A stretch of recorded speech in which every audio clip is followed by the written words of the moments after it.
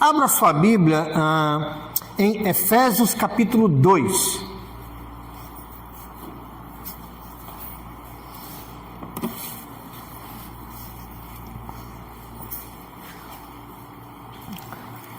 Carta de Paulo aos Efésios, capítulo de número 2. Versículos de 11 a 22. Esse trecho, a palavra do Senhor: os gentios e os judeus são unidos pela cruz de Cristo. Hoje e no próximo domingo eu quero trazer duas mensagens sobre igreja. O que é a igreja? Qual é o valor da igreja? Por que a igreja tem valor? Por que a igreja é tão especial para Deus? O que nós somos hoje? O que nós seremos no futuro? O que é que o Espírito tem produzido? O que é que Jesus tem construído em nós como igreja que nos torna esse povo de Deus? Pelo menos hoje e no próximo domingo eu quero ter dois textos, talvez a gente mais à frente um outro domingo também, para falar sobre igreja, mas hoje eu quero falar sobre a igreja como a grande obra de Cristo. Efésios 2, de 11 a 22, diz assim a palavra do Senhor: portanto, lembrai-vos de que outrora vós, gentios na carne, chamados incircuncisão por aqueles que se intitulam incircuncisos na carne por mãos humanas, naquele tempo estáveis sem Cristo, separados da comunidade de Israel e estranhos às alianças da promessa, não tendo esperança e sem Deus no mundo. Mas agora, em Cristo Jesus, vós que antes estáveis longe, fostes aproximados pelo sangue de Cristo, porque Ele é a nossa paz, o qual de ambos fez um, e tendo derribado a parede da separação que estava no meio, a inimizade, aboliu na sua carne a lei dos mandamentos na forma de ordenanças, para que dos dois criasse em si mesmo um novo homem, fazendo a paz, e reconciliasse ambos em um só corpo com Deus, por intermédio da cruz, destruindo por ela a inimizade. E vindo, evangelizou paz a vós outros que estáveis longe, e paz também aos que estavam perto, porque por ele ambos temos acesso ao Pai em um Espírito. Assim, já não sois estrangeiros e peregrinos, mas concidadãos dos santos, e sois da família de Deus, edificados sobre o fundamento dos apóstolos e profetas, sendo ele mesmo Cristo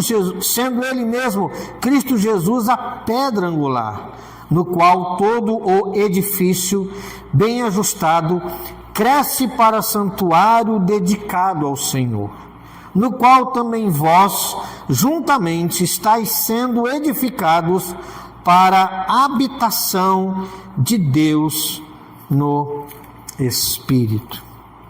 Vamos orar mais uma vez. Senhor, diante da Tua palavra, pedimos que o Teu Espírito nos ilumine e nos faça entender esse texto tão maravilhoso. Pedimos isso em nome de Jesus. Amém e amém. A grande obra de Cristo, Efésios 2, de 11 a 22. Existem obras que atravessam séculos. E quando nós olhamos para algumas grandes obras que existem por aí, nós nos perguntamos assim: quem fez isso?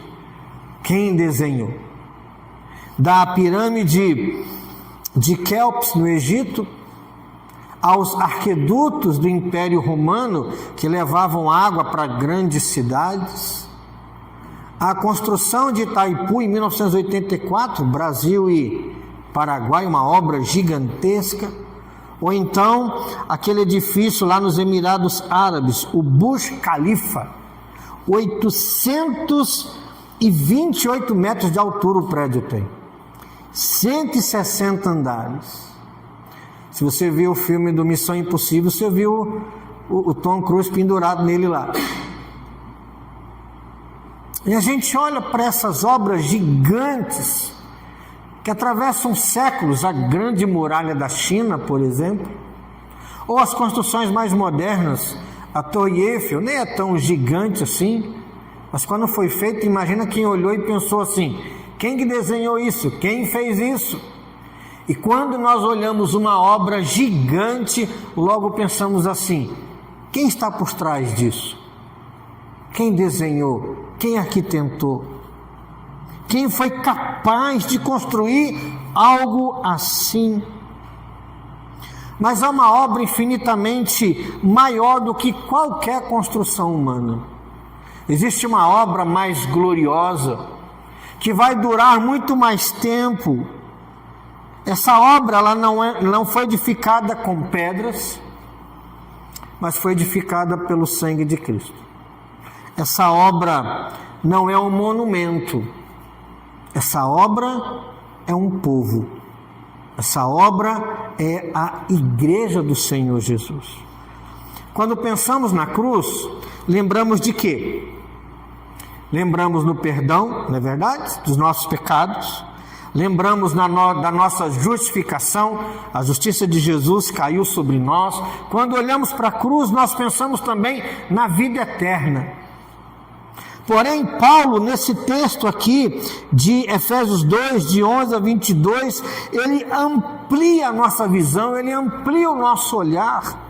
Cristo não morreu apenas para salvar indivíduos, você e eu somos salvos individualmente, pessoalmente, mas a obra de Cristo é muito maior do que cada um de nós salvos separadamente.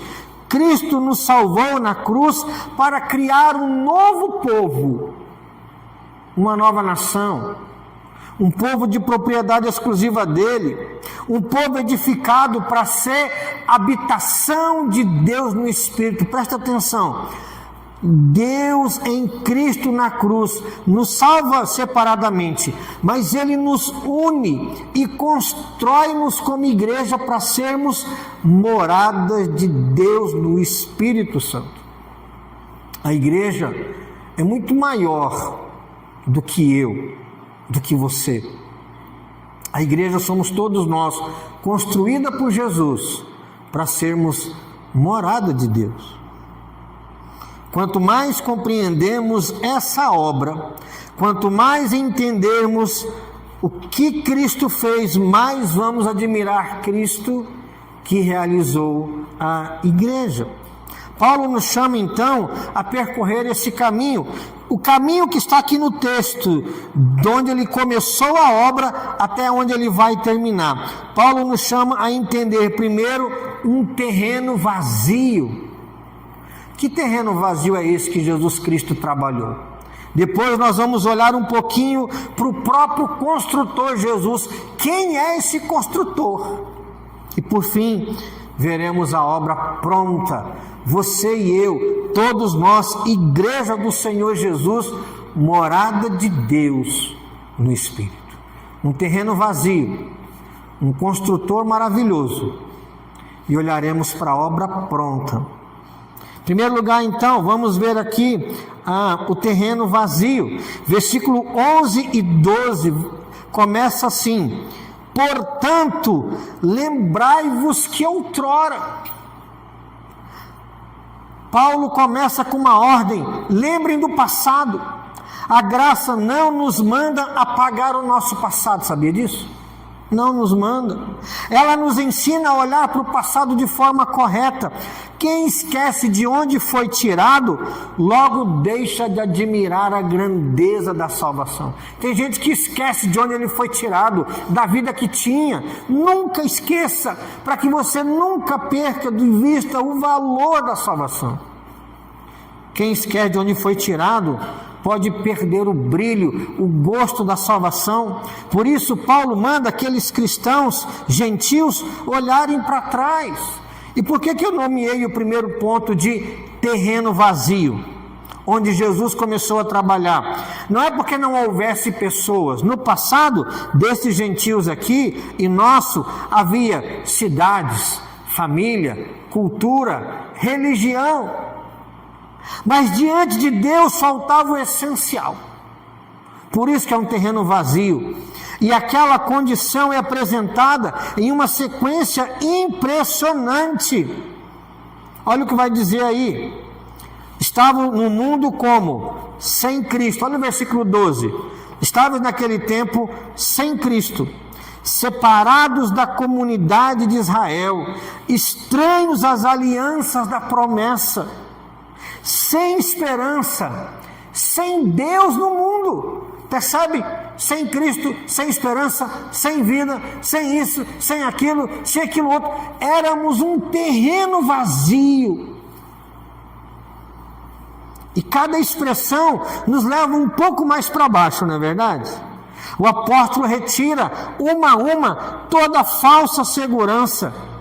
Estava sem Cristo, sem comunidade, estranhos à aliança, sem esperança, sem Deus. A descrição dessa realidade não era para humilhar os gentios aqui, para dizer, olha como é que vocês não valiam nada. Não, era para que a graça fosse engrandecida. Olha da onde Deus me tirou. Eu fico imaginando quando Paulo olhava para o seu passado e de onde Deus o tirou. De onde que Deus tirou Paulo? De perseguir a igreja, de prender cristãos, de matar os cristãos. E é por isso que ele pode mandar os gentios lembrar do passado. Lembra do passado? Eu lembro do meu. E olha como a graça é maravilhosa. Eu sei o tanto de fundura em que eu estava, e olha a altura que eu estou, por causa da graça de Deus. Nos versículos 1 a 10 aqui do capítulo 2, o inicial, nós não lemos, né? Mas Paulo mostra que todos nós estávamos o quê? Mortos dos nossos delitos e pecados, andando segundo as coisas desse mundo, segundo o curso deste mundo, o príncipe da potestade do ar. Éramos por natureza filhos da ira. Paulo vai dizer então, dos versículos 1 a 10, de onde Jesus nos tirou. Agora ele revela que aqueles gentios estavam longe de Deus e das promessas de Deus. Lembra do passado de vocês? Vocês eram um terreno vazio, que Deus teve que trazer muito material e fazer muito material para que nesse terreno vazio tivesse uma construção, tivesse um edifício. Nos dois casos, seja do versículo 1 ao versículo 10, seja no versículo 11 e 12, nos dois casos, o objetivo é o mesmo. Quanto maior a necessidade do homem, maior se revela a suficiência de Cristo. Quanto mais pecador o homem é, e todo homem é pecador, mais a graça de Jesus brilha. Quanto maior o nosso pecado, maior é o perdão de Deus para nós. Lembram de que Jesus falou certa vez? Aquele a quem muito se é perdoado, esse que é muito perdoado faz o quê? Ele ama mais. A quem é muito é perdoado, muito tem amor por quem o perdoou. Paulo então começa pelo terreno vazio, sem Cristo, sem esperança, sem Deus. E admiramos ainda mais um grande construtor quando conhecemos o lugar que ele trabalhou, não é verdade? Você já viu no YouTube aí aqueles vídeos de aquelas pontes imensas no meio do nada na China? Sobre não sei o que cada desfiladeira, e você olha assim, parece que quanto mais difícil é o lugar, mais encantado com a obra a gente fica, não é verdade? Quando a gente olha para o nosso passado, a gente entende que como lugar difícil era o nosso coração. Então ficamos mais ainda encantados com Cristo, que nesse lugar tão complicado fez uma grande obra. Jesus começou a trabalhar num terreno vazio. Mas em segundo lugar, eu quero não só falar do terreno vazio, mas eu quero falar de quem construiu. do grande construtor, versículo 13 até o versículo 18. Depois de mostrar o terreno, Paulo muda a direção do nosso olhar. Ele quer que a gente olhe para o construtor. E no versículo 13 ele começa assim: mas agora. Olha só, no 11 ele fala assim: lembra do passado. E agora no 13 o que ele fala? Mas agora, no presente, nesse momento. E essas duas palavras mudam a história. Mas agora. Até aqui, o que havia no terreno vazio? Distância, separação, desesperança. Agora, há aproximação, reconciliação e esperança. Não porque o homem encontrou um caminho para Deus, mas porque Deus encontrou o homem. Deus veio ao encontro do homem. Mas agora, diz Paulo no versículo 13, em Cristo Jesus, vós que antes estáveis longe, fostes o quê? Aproximados pelo sangue de Cristo. E aqui Paulo começa a nos mostrar quem é o grande construtor, e é o Senhor Jesus. Não foram aproximados pelos méritos próprios. Paulo fala: vocês não foram aproximados porque vocês merecem, mas também não foram aproximados por obedecer à lei, mas foram aproximados de Deus pelo sangue de Cristo. A cruz não apenas perdoa pecadores, a cruz faz pecadores virarem filhos e filhas de Deus. Lembra da justificação? Quando nós cremos em Cristo, significa que, como o meu pecado foi castigado em Jesus, o que é que o juiz diz então? Já que a sua dívida foi paga por Jesus, você está o quê? Justificado. E podia declarar a gente justa e pode ir para casa. Mas olha qual é a beleza do Evangelho. O juiz nos declara justos, nos justifica, e depois ele faz o que com a gente? Ele nos adota como filhos e nos leva para casa. Percebe? Deus, como juiz, ele nos justifica porque cremos em Cristo, e também porque cremos em Cristo ele nos leva para casa, adotados como filhas e como filhas do Senhor. A cruz aproxima o que estavam longe, aproximam eles de Deus. Em seguida, o texto vai dizer assim no 14: porque Ele é a nossa paz. Cristo não apenas trouxe a paz, Ele é a nossa paz. A nossa paz não é uma ideia, a nossa paz não é um acordo entre nações, a nossa paz é uma pessoa. Ele é a nossa paz, percebe? Ele não apenas traz a paz, Ele é a nossa paz. E como essa paz foi realizada? Vai dizer aí, no versículo de número 14: porque Ele é a nossa paz, o qual de ambos fez um, e tendo derribado parede da separação que estava no meio, a inimizade. Por séculos, judeus e gentios viveram como? Separados. A lei, com suas ordenanças cerimoniais, evidenciava essa separação. Pensa lá no Antigo Testamento. Deus deu para Moisés e para Israel o culto, não deu? O sacerdote, o sacrifício, a festa disso, a festa daquilo, a festa da Páscoa, a festa dos pães asmos, Pentecostes, festa das primícias, e lava desse jeito, e lava daquele outro jeito, os 10 mandamentos. Deus deu para o povo dele rituais que apontavam para Cristo, claro, mas rituais que eram o culto a Deus. E as outras nações não tinham nada disso. Ou seja, aquela lei, aquele ritual criava uma barreira, uma separação. Quem seguisse aquilo estava com Deus. Mas quando é que um judeu no Antigo Testamento se preocupou em pregar aquilo para os outros povos? Nunca. O dia que Deus mandou Jonas, a gente vai ver isso no EBF, o dia que Deus mandou Jonas em Nínive, o que é que ele fez? Fugiu para não pregar lá. Que? Eu não vou pregar para aquele povo não, que aquele povo morra. E Deus fez Jonas ir lá. Aqui, Paulo vai dizer que a obra de construir a igreja é uma obra grande, porque Cristo é a nossa paz, porque de dois povos, judeus e gentios, ele fez um povo só. E como que ele fez isso? Como que ele fez isso, irmãos?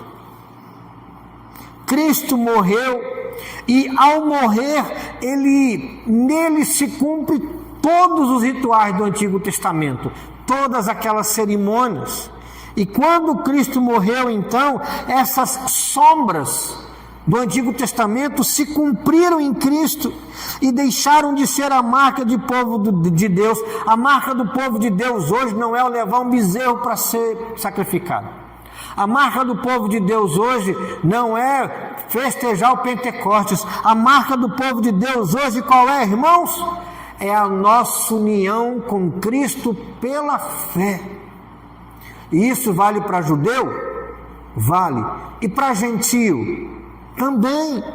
Cristo fez ainda mais. O texto vai dizer que ele não criou que ele criou dos dois povos um novo homem. O novo homem, e aqui novo homem significa uma nova humanidade formada em Cristo. Cristo não transformou gentio em judeu. Cristo não transformou judeu em gentio. O que é que Cristo fez? Uniu, mas fez dos dois o quê? Um novo homem. Novo homem aqui significa uma nova humanidade. É um novo grupo.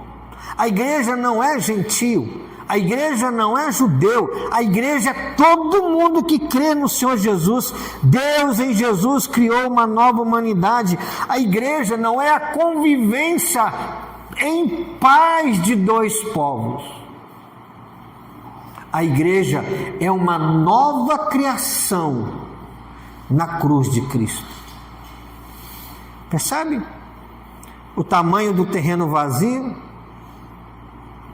Gente sem Deus, sem luz, sem Cristo, sem esperança, que os judeus olhavam, esse povo não vale nada, mas agora Deus vem em Jesus e cumpre a lei de um jeito que nem os judeus podem mais ser salvos, de um jeito diferente que os gentios. Dos dois povos, Deus fez um novo povo. A igreja não é judeus e gentios vivendo em paz. Não tem mais isso.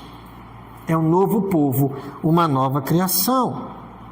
Cristo reconciliou ambos com Deus em um só corpo. Na cruz, a cruz resolveu a nossa maior inimizade. Qual era a nossa maior inimizade?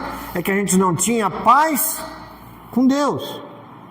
E reconciliando-nos com Deus, reconciliou os judeus e gentios uns com os outros. Aquela barreira da lei caiu, e de ambos Deus fez uma nova humanidade em Cristo Jesus.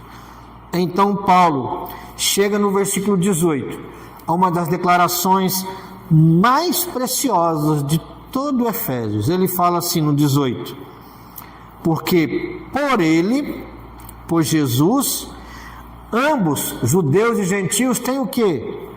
Acesso ao Pai em um Espírito.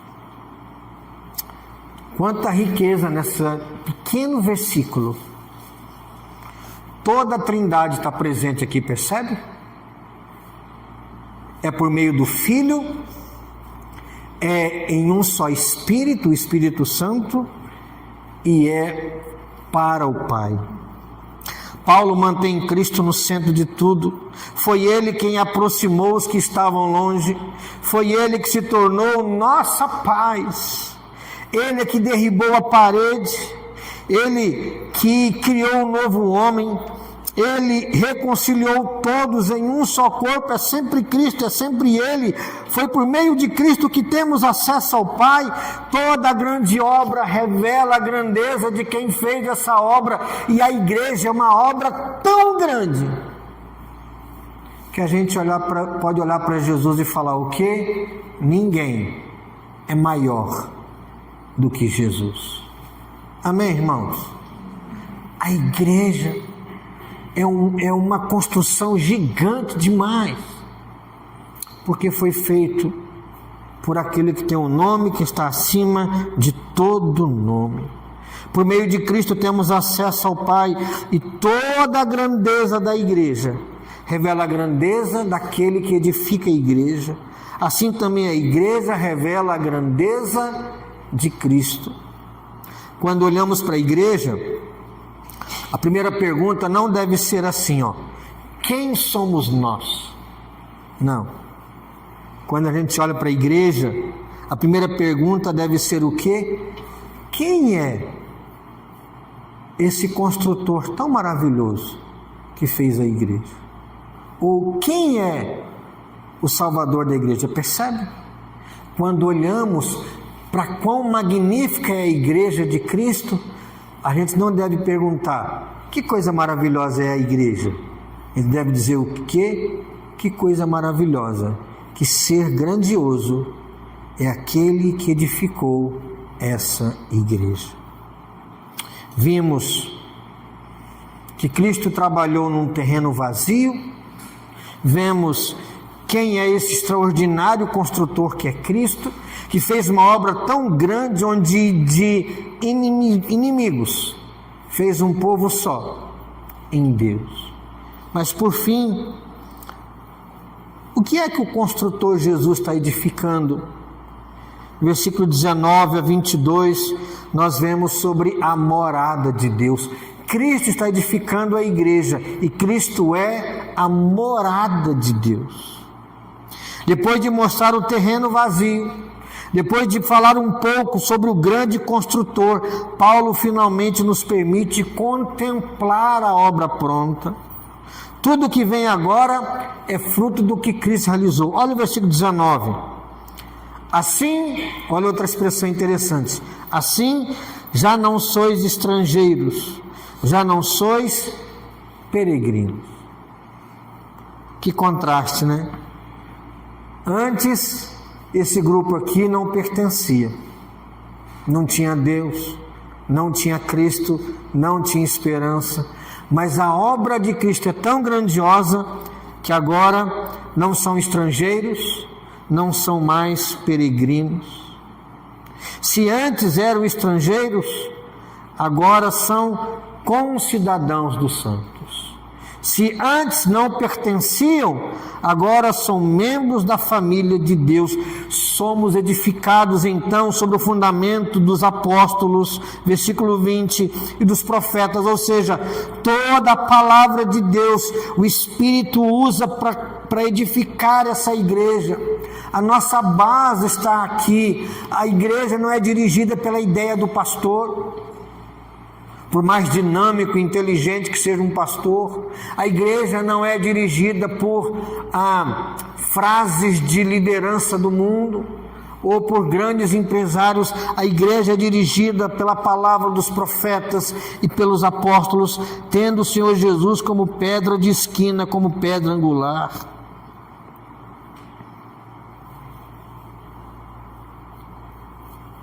E a imagem muda de novo.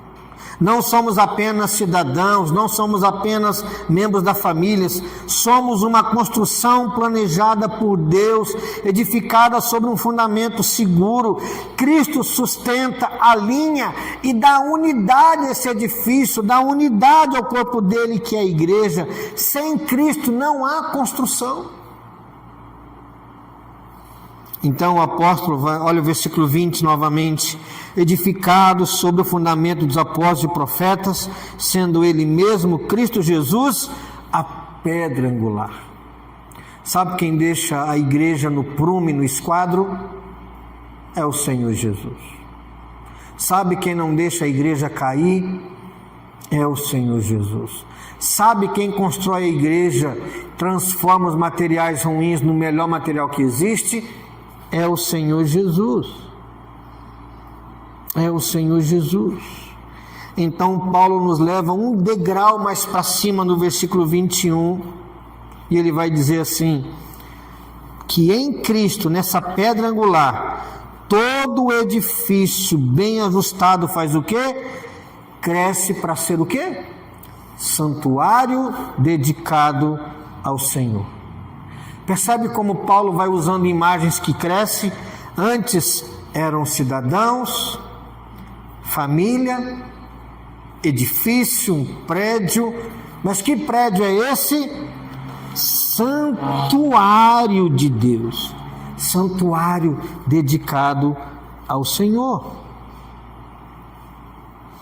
E quando pensamos que Paulo já falou coisa boa demais, né? Família, cidadãos, edifício, santuário dedicado ao Senhor, você pensa assim, puxa, eu sou um santuário que pertence ao Senhor.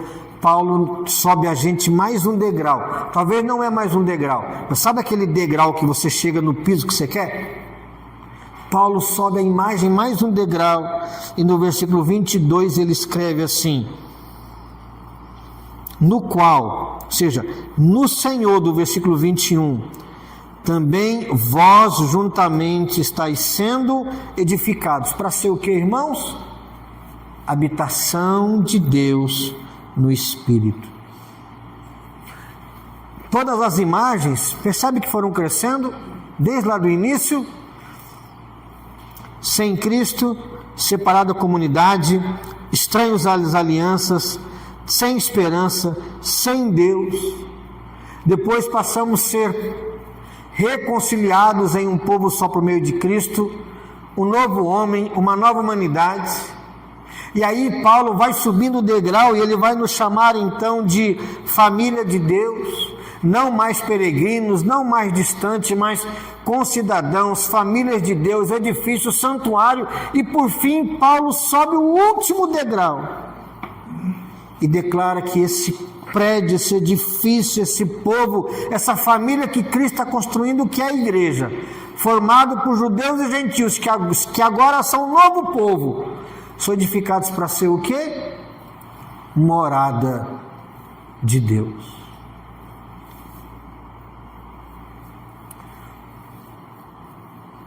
Quem pode morar em qualquer lugar desse planeta vai escolher sempre o que mais lhe agrada, concorda? Quem puder morar em qualquer casa que deseja o seu dinheiro, vai sempre escolher o melhor que pode. Alguém acha que Deus é diferente? Cristo está edificando a igreja de um jeito tão grandioso, que no fim das contas, Deus habitará na igreja para sempre. No novo céu e na nova terra, Deus é a nossa morada, e nós seremos morada de Deus. Pensando nisso, qual é o valor da igreja, hein? No início da passagem, aqueles gentios estavam sem Deus no mundo, agora tornam-se habitação de Deus no Espírito. Percebem quanta distância foi percorrida? Ele encontrou um povo que vivia sem Cristo, sem esperança, sem Deus, e pela sua morte transformou esse mesmo povo na morada do Deus vivo. Essa é a grande obra da cruz. Cristo não apenas removeu a nossa culpa, Cristo não apenas nos livrou da condenação, Cristo não apenas nos leva para o céu, mas Cristo criou um novo povo reconciliado, unido e transformado de tal forma que Deus vai habitar no meio desse povo. É maravilhoso como Paulo usa essas imagens. Todas as imagens positivas aqui, tem alguma isolada? Por exemplo, ele fala de cidadão. Tem como ser cidadão sozinho? Só você morando em Amambai, você é cidadão amambaense. Faz sentido? Ninguém é cidadão sozinho. Depois ele fala sobre família. Uma pessoa sozinha é família, gente? Não. Depois ele fala de templo. Templo é construído com um tijolo só? Com uma pedra só? Não. Cristo nos salva pessoalmente, mas Cristo não nos salva para vivermos isoladamente. Todas as imagens envolvem comunhão. Todas as imagens envolvem sermos um único povo do Senhor.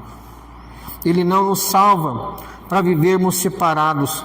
Não existe espaço no pensamento de Paulo para um cristão que queira Cristo, mas não queira estar aonde? Na igreja do Senhor. Não, eu sou espiritual. Eu não vou na igreja, mas sou espiritualizado. Não existe isso na Bíblia. Não existe isso na Bíblia. A igreja não salva, ela nunca substitui Cristo, mas ela é a grande obra que Cristo está edificando. Amar a cabeça da igreja é também amar o corpo de Cristo, amar a igreja do Senhor Jesus. Amar o noivo também é amar a sua noiva, que é a igreja. Paulo acrescenta então uma última verdade aqui, no versículo 22, ele vai falar assim: estáis sendo edificados.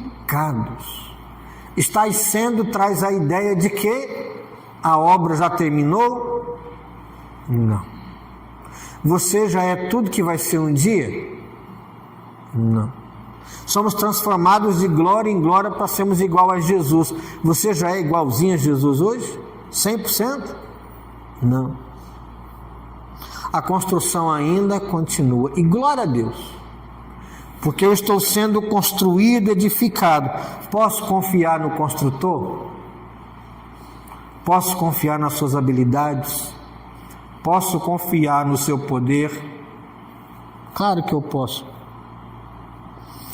Pedra após pedra, vida após vida, Cristo está edificando a sua igreja. Para quê? Para que Deus um dia possa habitar nela de forma definitiva e completa pelos séculos dos séculos. Amém, irmãos? Eu quero concluir dizendo que, depois de contemplarmos um texto como esse, a pergunta já não é: qual é a importância da igreja? A gente passa para a pergunta mais importante: qual é? Como não amar aquilo que a igreja realizou e está realizando pelo seu próprio sangue? A igreja não é grande porque nós somos grandes. Ela é grande porque Cristo que a constrói e Cristo que realiza a grande obra é quem está por trás da igreja. Cristo transformou um terreno vazio em habitação. Cristo transformou e nos aproximou quem estava longe de Deus. Cristo derrubou todas as barreiras. Cristo criou um novo homem. Cristo edificou um povo para ser morada do Altíssimo. Quando compreendemos, ainda que apenas um pouquinho, a beleza da igreja, a beleza dessa obra, duas coisas vão surgir no nosso coração. Quando eu entendo um pouquinho o valor da igreja, duas coisas vão surgir no meu coração. Primeiro, amor pela igreja. Você deve amar a igreja, orar pela igreja, dar bom testemunho por causa da igreja, ser frequente à igreja, amar o seu irmão. E a outra resposta, além de amarmos a igreja, é que nós adoramos o Salvador da igreja. Quando eu entendo um pouquinho da grandeza da igreja, eu amo a igreja e adoro o Salvador da igreja. Por fim, a grandeza da igreja nunca aponta para ela mesma, não é verdade? Se a igreja é grande, se a igreja é bela, se a igreja é santa, e se um dia a igreja vai ser apresentada diante de Deus sem ruga e sem mácula, para quem que a gente olha? Para Cristo, que pega um terreno vazio e faz uma obra tão grandiosa. Que grande Salvador nós temos, e que privilégio que é pertencermos à igreja do Senhor Jesus. Amém?